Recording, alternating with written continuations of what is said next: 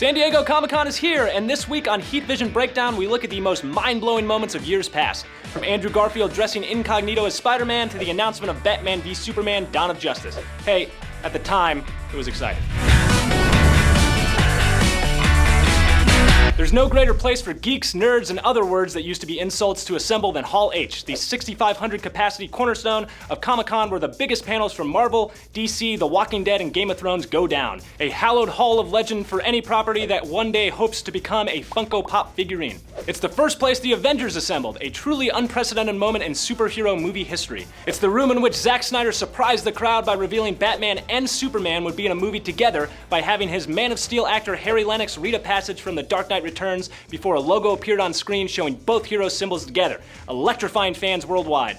Those poor, naive fools. The response in Hall H can make or break a movie. Like in 2015 when the first trailer for Deadpool sent the crowd into a frenzy and propelled the film to become the biggest X-Men movie of all time. Or, on the other hand, when a bored-looking cast of Fantastic Four were forced to try and make their film sound interesting.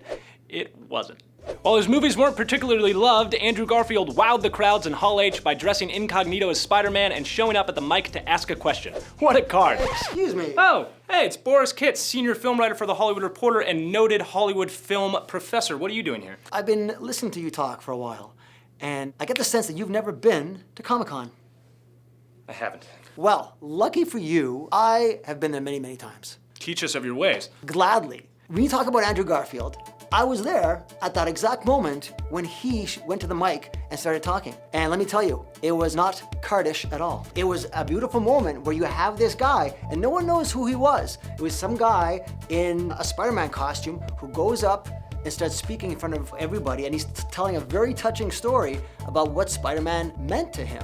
And then, of course, he rips off the mask and reveals that it is Andrew Garfield, and of course the crowd loves it. That was a very key thing for him to win over the crowd, because you introduce a new actor playing a beloved hero, right. People get very touchy. Well, that's a good point because the movies themselves were not that beloved, but in that room at that time, it was a very big moment. And that is one of the dichotomies of Comic-Con, is that you can play very well to the crowd in that room, but it doesn't necessarily translate outside. Case in point, Scott Pilgrim. I was there when Universal made a very, very big push for Scott Pilgrim. They had a huge installation.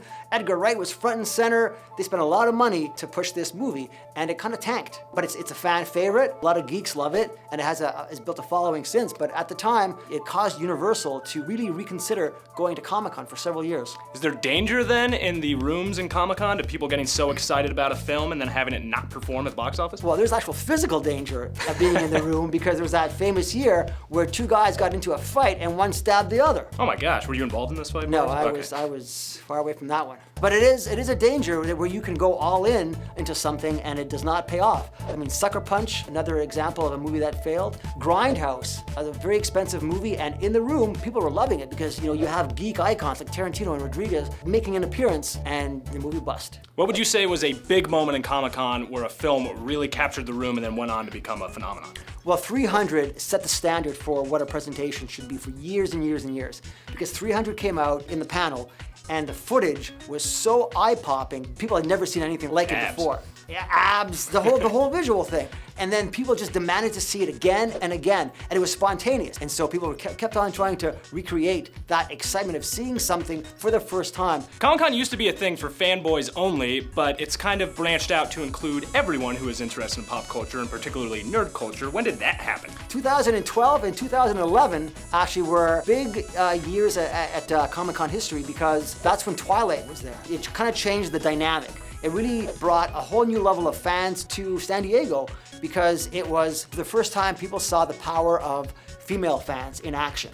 You had lines just as big, if not bigger, to see something that was sort of somewhat marginalized by the hardcore fans because it's like, ooh, trashy vampire romances. But it made Comic-Con something that's not just for like nerdy boys, but it was an all-family affair. Would you say that was a good thing for Comic-Con or a bad thing for Comic-Con? Oh, it was a very good thing. I mean, because that's what pop culture should be. It Absolutely. should be made for everybody and embraced by everybody.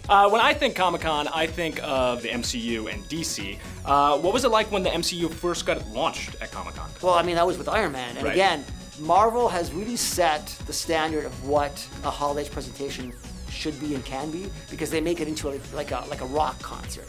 And obviously the first Iron Man footage, people didn't have huge hopes for what became the Marvel Cinematic Universe initially, because it was a mixed bag of these movies, right? Some good, some bad and stuff, so people didn't know what to expect. We were hot off Spider-Man 3 at that point too, right? Or X-Men 3, and it was just like not a good time. And then came Iron Man. And the chemistry of Robert Downey Jr. and seeing a fan-loved character, like it was flying through the air and stuff, they played to the crowd, and it became like a rock concert. And that's what Marvel's done. Whenever Marvel is in Hall H, they put on such a show that it's like just the crowd is just loving it, and it becomes an experience in and of itself. You have to be in Hall H to really get that experience, and that is the magic of Hall H. A big thanks to Boris Kitt for coming on and making me look like a fool. What are your thoughts on Comic-Cons of the past? What was your favorite moment? What do you think electrified the crowd the most? Let us know in the comments right down there, and don't forget to subscribe.